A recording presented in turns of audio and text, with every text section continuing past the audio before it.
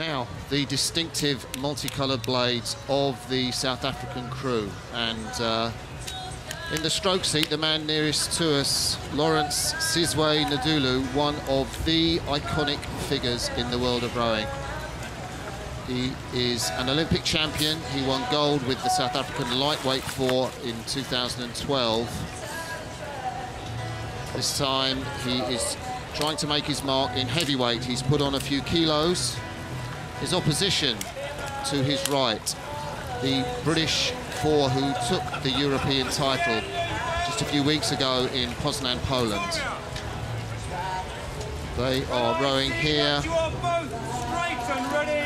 as Leander Club and University of London. You can hear Richard Phelps, the umpire, giving the instructions, and you can see the headwind on the side of the South Africans. Maybe that's a little bit of a disadvantage on that station. They'll be faced with more wind, it looks like, Matt. Yeah, that really, you can really feel that shelter. You can see the calm water on the left of your picture and the wind coming in from the right. This is the most nervous moment.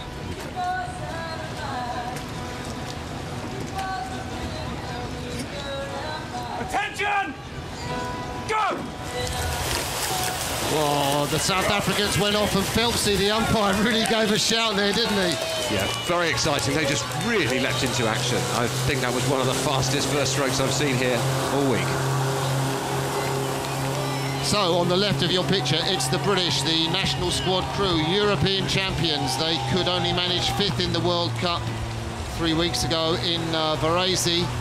Wasn't their best row. They will be hoping to put that right in this semi-final today. The winners of this race will face the Greeks in Sunday's final, but it's very, very close, as you can see in the early stages. Sizwe Lawrence Ndulu on the left of your picture in the stroke seat of the boat nearest to you, the Olympic champion.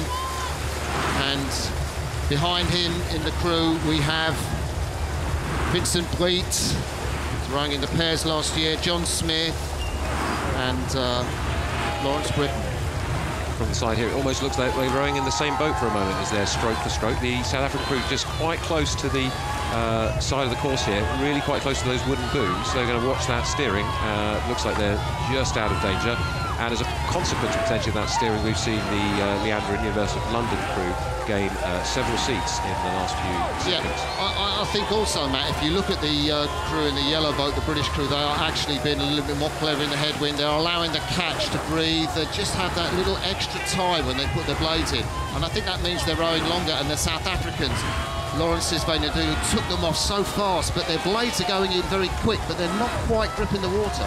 Yeah, and I think also the Leander and University of London crew on the far side, they are significantly heavier, 15 stone 12 versus 14.7, and that really helps in the headwind. Rowing's all about levering the boat past the oar in the water, and you can see how they're doing that now, using their weight to their advantage, and that extra weight does count in this strong headwind. So we're coming up to the 2.5 minute mark of the race, and the British national squad crew rowing here as Leander and the University of London have a significant lead. The man closest to you is Alan Sinclair. He's the bowman in that boat. It's his back you can see closest to you. And you can get an idea as the drone awaits the crews to fly under them. Look at the path of the South Africans on the left. You can see the kinks in that path, Matt.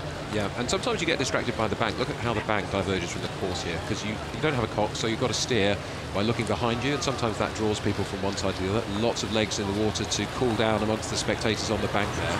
Did you know, Martin, that this event actually started out at Henley as a coxed horse event way back in 1841? And, oh, look, the South Africans having a steering problem there. And back in again, the same sort of thing they had off the start, that's also cost them again. I was just saying, used to have a cox, maybe the South Africans need a cox today to help them with that windy conditions. And what happened as a few years after the race started, Brasenose College, Oxford, had a cox who jumped out on the start when the starter said go. And coxless fours rowing was invented. They were disqualified. They won easily. But 5 years later, the stewards made this a coxless fours event. I love that creativity. And I love the creativity that we can see in these shots. This is the first time, if you've tuned in for the first time, we have never ever seen shots like this, ladies and gentlemen. We've never seen rowing presented in this exciting way. get the feeling of speed over the water. You can see the rowers moving up and down. You almost get a bird's eye view of what the British crew are seeing behind the South Africans. They will be very pleased with their work in the first part of this course. So there we are, we're running down the crew. You can see Alan Sinclair, the Leander rower. He's closest to us in the bows of that boat, and then Scott Durrant, the Oxford Brooks, rowing in his red top, and then in front of him it's Tom Ransley, the Cambridge boat race winner, I think, Matt, a man close to your heart, I know, as a Cambridge rower. And then Nathaniel Noddy Riley O'Donnell in the stroke seat. He's just gone underneath us, and you can see the gap.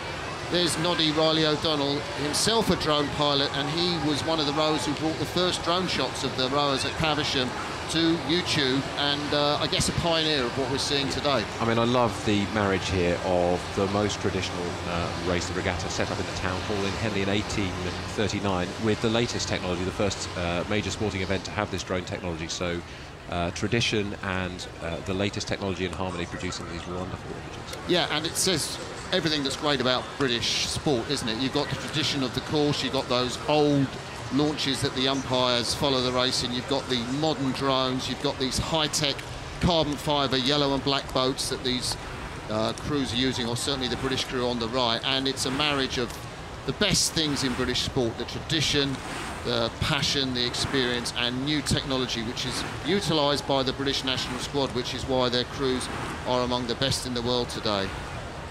Rowing is all about combination, isn't it, Martin? The combination of individual athletes into a crew, the combination of movement with all the data on their strength and power and telemetry that you can measure on these boats.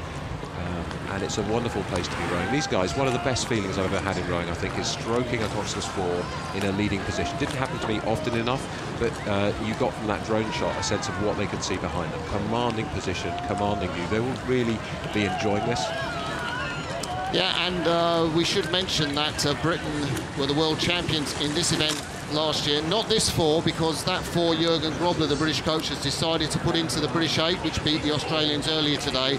We suspect, don't we, that Jürgen Grobler will put his top men back into the four next year. Maybe if Andrew Hodge, who is injured or unwell with glandular fever, might recover in time. And these four men need to make an impression if they're going to be part of the Olympic team next year. We just should say a word for the University of Pretoria crew there, who have continued to row strongly into this headwind. It's much harder being a lighter weight in this condition. They are known as the Tucks. Amazing elite sporting facility they come from down in the University of Pretoria. Fantastic facilities, multiple sports, a real centre of excellence. Yeah, it's great for their coach, Roger Barrow, who's a real stalwart around the world of rowing. Coaches their world champion lightweight double. And as we've said, South Africa is such an important presence in world rowing. But this is the British national squad soaking up the applause. It's Nathaniel Riley O'Donnell in his University of London singlet leading them home, and there are the South Africans from University of Pretoria. I think Roger Barrow will want to do a little bit more work to hone their technique before the Lucerne Regatta next week, where these crews will race again. But Britain faced the Greeks in Sunday's final, after that win in the semi, and the South Africans will go home to lick their wounds and come out fighting at the Lucerne Regatta. So there's confirmation of that result. Leander Club and University of London beat the University of Pretoria.